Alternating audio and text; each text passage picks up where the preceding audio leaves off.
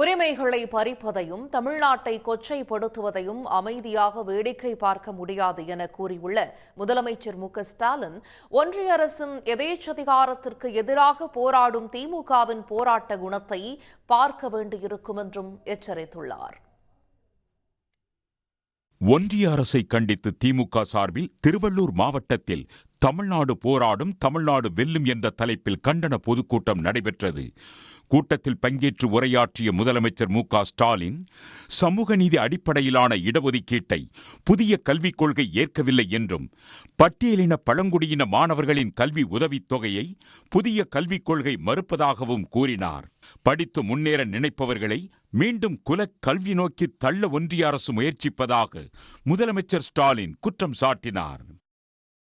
ஆட்சி பொறுப்பில் இருக்குங்கிறதுக்காக, பதவி சுகத்துக்காக ஒன்றிய அரசு கிட்ட பணிஞ்சு போற முதுகெலும்பு இல்லாத அடிமை கூட்டம் இல்ல நாம்.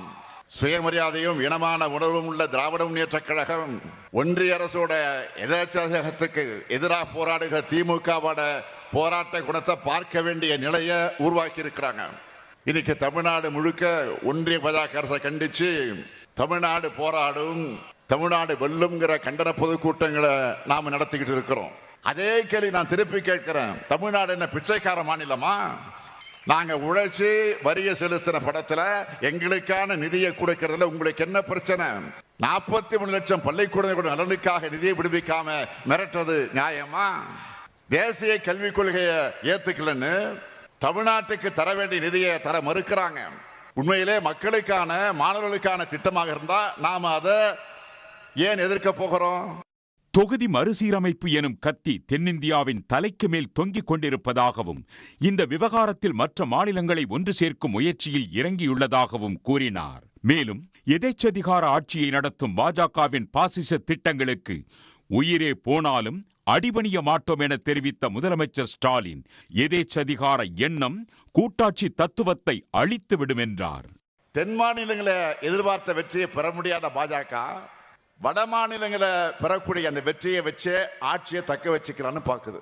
தங்களுக்கு செல்வாக்கான மாநிலங்களுடைய எம்பிக்கள் எண்ணிக்கை அதிகரிச்சுக்கிட்டு தங்களை வளர்த்துக்க பார்க்கறாங்க.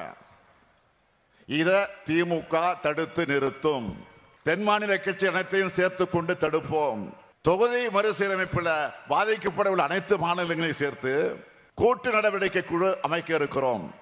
தமிழ்நாட்டின் போராட்டம் இந்தியா முழுமைக்கான போராட்டமாக மாறும் என எச்சரித்த முதலமைச்சர் ஸ்டாலின், தமிழ்நாட்டின் உரிமைகளுக்கு பாதிப்பு வந்தால் வீழ்வது நாமாக இருந்தாலும் வாழ்வது தமிழாக இருக்கும் என தெரிவித்தார்.